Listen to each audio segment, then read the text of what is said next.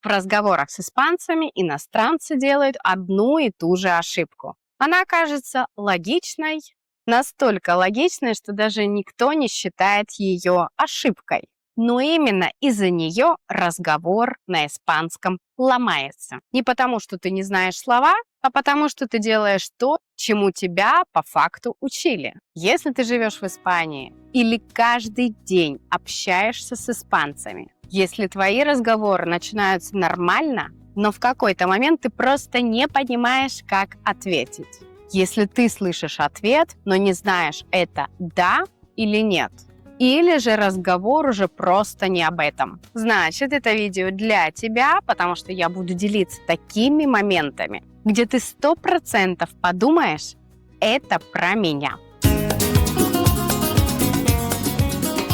Представь простой разговор. Ты что-то уточняешь, например, на работе, в магазине или в банке, и в ответ слышишь «bueno». И вот здесь многие зависают, потому что непонятно, это начало ответа, его продолжение, либо же уже конец. Нужно продолжать, ждать, уточнять, или же разговор уже закончился без вас. И в этот момент в голове происходит очень конкретная вещь. Мозг не понимает, что делать дальше. Для него нет четкого сигнала, продолжать или останавливаться. А когда мозг не видит понятного для него сценария, он выбирает самый безопасный вариант. И знаете какой? Он просто замирает. Врачи и нейропсихологи давно знают эту реакцию. Когда человек быстро не может оценить ситуацию, он не действует. Это не лень, это не тупость, и это совсем не про недостаток знаний, а самый обычный защитный механизм нашего тела, своего рода инстинкт самосохранения, который защищает нас от всего, что нам угрожает, чтобы мы продолжили наше существование и дальше. Если посмотреть на животных, это видно очень наглядно. Когда кролик не понимает, откуда опасность и что это за белый свет, который на него надвигается, он замирает. Некоторые животные буквально застывают или вообще падают, когда сама ситуация становится для них совсем непонятной. Это не слабость, это химическая реакция в нашем теле на непонятные обстоятельства. Другими словами, это способ не сделать ошибку и уберечь нас же самих от неприятностей. И в разговоре на иностранном языке происходит то же самое. Когда разговор звучит не как инструкция, а как реакция, мозг не понимает, чего от тебя ждут, и ты просто зависаешь. Если это ощущение тебе знакомо, если ты часто ловишь себя на мысли, что в разговоре понимаешь слова, но теряешься в реакции, дальше важно вот что. Это не про сложные фразы на испанском и не про уровень знания языка. Это про то, как вообще работает разговор в жизни. Да и еще на иностранном языке. И почему он в испанском устроен не так, как мы привыкли ожидать.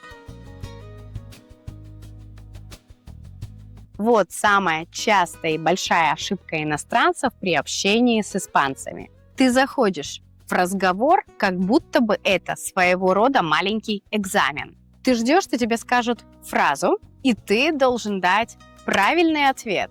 А разговор так не работает. Разговор – это не одна реплика, за которой следует другая, причем полностью нам очевидная и понятная. Это реакция. Причем реакция у каждого человека может быть разной, потому что мы все привыкли выражать эмоции по-своему. И вот где происходит сбой.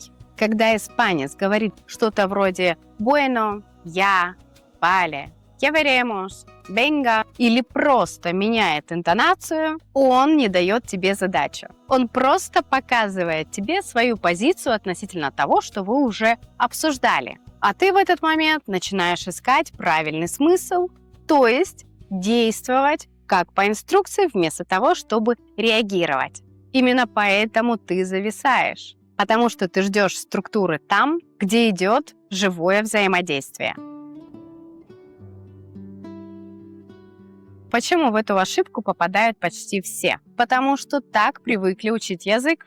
Учебник дает ощущение, что разговор – это набор фраз. Ты выучил фразу, значит, ты должен понять. Соответственно, по логике ты должен знать, что ответить в моменте. Также тебе учебники показывают, как бы выглядел этот гипотетически идеальный диалог в жизни. И читая его, ты думаешь, что по такой схеме так он будет и происходить в моменте. А на деле, в жизни, половина смысла находится не в словах, в паузе, в тоне, в том, что человек не досказал. И вот как это выглядит со стороны испанца. Он говорит коротко, потому что в его голове контекст уже понятен, а ты вместо реакции уходишь в анализ. И в этот момент разговор просто теряет свою живую скорость. Испанец это чувствует и начинает упрощать. Или же просто видя то, что ты не понимаешь, о чем он говорит, чтобы не делать ситуацию еще более неловкой, он просто идет дальше по делу. И ты потом думаешь, что со мной разговаривают как с ребенком. Или меня не услышали, либо же меня не так поняли. А на самом деле ты просто вошел в диалог не как участник, а как переводчик, который работает в разговоре по определенному алгоритму. И вот почему учебники здесь бессильны. Учебник не тренирует реакцию, он тренирует правильность. А в разговоре выигрывает не тот, кто правильно думает и отвечает, а тот, кто это делает вовремя. И сейчас я покажу, как это исправляется буквально одной перестановкой реакции. И эта перестройка очень простая. В разговоре с испанцами ты просто перестаешь спрашивать себя, что это значит. И начинаешь спрашивать, что человек сейчас делает, продолжает разговор или уже выходит из него. Это не перевод, это твоя ориентация в диалоге. И вот здесь у каждого появляется выбор. Можно продолжать реагировать интуитивно, надеясь, что со временем станет проще, а можно начать замечать этот момент осознанно. Не переводить слова, не искать правильный ответ, а научиться реагировать внутри самого разговора. Именно так этот навык и формируется. Не в одиночку и не в голове. Также есть еще один момент, который почти никто не замечает. Даже когда человек перестает переводить слова, он все равно продолжает ждать прямого сигнала. Например, испанец говорит что-то неопределенное. Bueno, ya veremos. И иностранец слышит слова, но пропускает главное – интонацию ухода. Он все еще ждет подтверждения, а испанец уже буквально вышел из диалога. В испанском смысл часто появляется не в том, что сказали, а в том, как перестали говорить. И если ты этого не ловишь, ты продолжаешь разговор один. В этот момент становится очевидным, почему многие годами не сдвигаются в изучении языка и не могут свободно общаться с испанцами. Я очень хорошо помню момент, когда мне лично это стало мешать больше всего. Это было очень давно, но я четко помню ощущения в тот момент. Я думала, я вроде общаюсь нормально, много чего понимаю, с испанцами у меня все ладится, да и разговор клеится более-менее легко. Но я замечала, что в тот момент испанцы чаще всего мне отвечали более коротко, либо же проще, чем другим. Когда я просила их общаться со мной в том же темпе и использовать те же разговорные конструкции, ссылаясь на то, что я уже хорошо знаю язык, они действительно начинали общаться со мной, как со всеми остальными. И что вы думаете? У меня начинался ступор. Я просто зависала. Я понимала слова, но в голове это звучало больше как набор слов. Также конструкции, которые для меня были совсем не характерны. Я не понимала в моменте, какую реакцию я должна проявить и что я должна вообще сделать. И чаще всего, чтобы не упасть в грязь лицом, знаете, что я делала? Я молчала. А теперь скажи, в какой момент ты зависаешь в разговоре? Когда ответ звучит слишком коротко, когда меняется интонация, и когда ты не понимаешь, что тебе говорят, какая реакция у испанцев?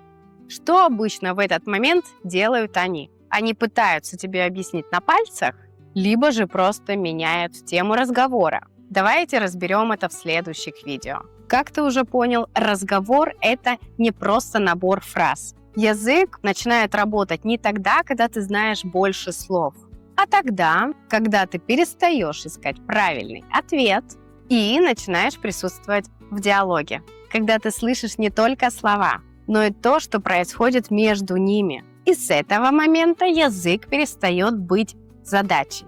Он становится способом быть в разговоре. Поэтому, если даже ты ощущаешь, что находишься именно в такой ситуации, не печалься и не останавливайся. Продолжай учить язык. И если хочешь ускорить этот момент и пройти его быстрее, пиши мне и записывайся в наш разговорный клуб испанского языка. Спасибо всем, кто ставит лайки и поддерживает меня своей подпиской и комментариями. А также подписывайся на другие мои соцсети. Это действительно для меня ценно. Помни, что этот канал про испанский для жизни. Я помогаю людям не просто учить язык, а начать понимать, как он работает в реальных разговорах, чтобы перестать теряться и начать чувствовать себя увереннее. А на сегодня это все. До скорого в эфире. Hasta pronto.